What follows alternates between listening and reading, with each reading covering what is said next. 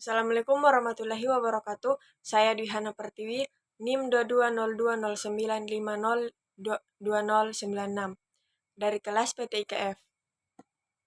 Di sini saya akan mempresentasikan materi arsitektur dan protokol komunikasi dengan penjelasan komparasi TCP/IP vs OSI layar.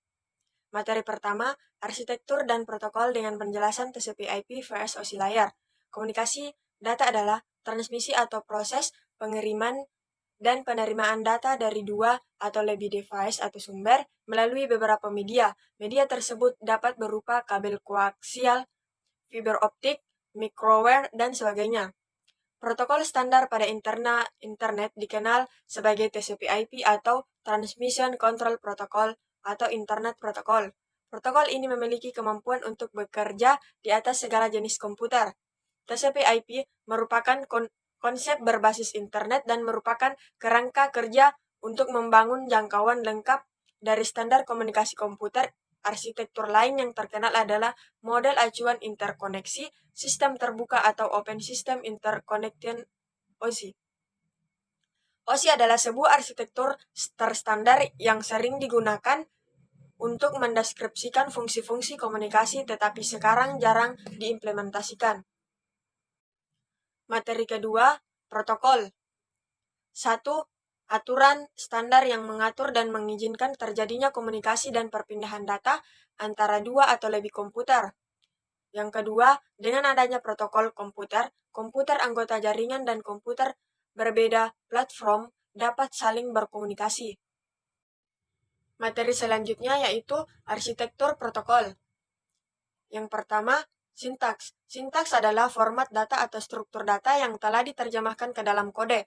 Format sintaks ini adalah urutan alamat pengirim, alamat penerima, dan isi data yang dikirim.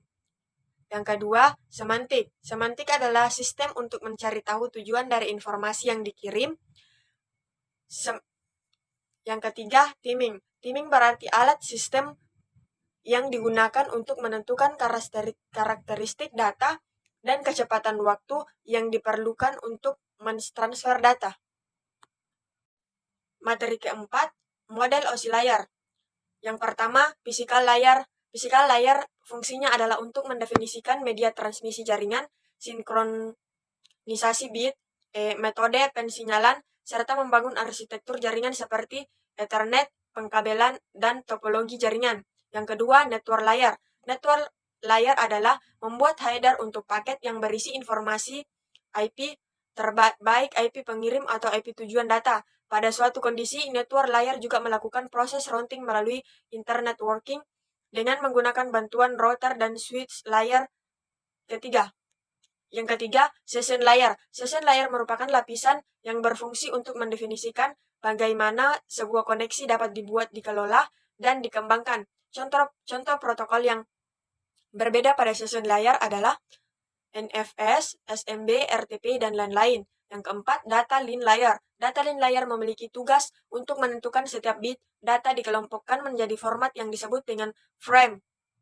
Pada level ini juga terjadi koreksi kesalahan flow control, pengelamatan hardware atau perangkat keras, seperti halnya pada MAC address, Media Access Control Address.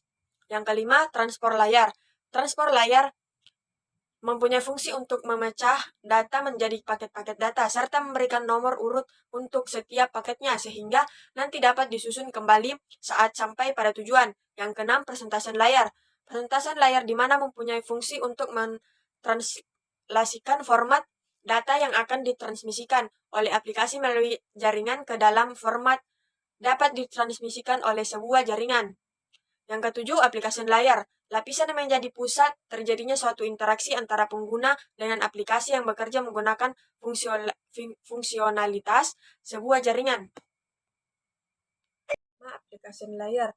Aplikasi layar atau lapisan aplikasi merupakan lapisan dasar dalam protokol TCP/IP. Yang kedua, transfer layar. Transfer layar atau lapisan transfer berfungsi untuk memastikan setiap komunikasi dalam jaringan berjalan lancar. Yang ketiga, network layar. Network layar atau lapisan jaringan merupakan proses setiap perangkat komputer diberikan identitas berupa IP address. Yang keempat, network interface layer. Lapisan antarmuka jaringan merupakan bagian yang melakukan interaksi dengan perangkat secara langsung.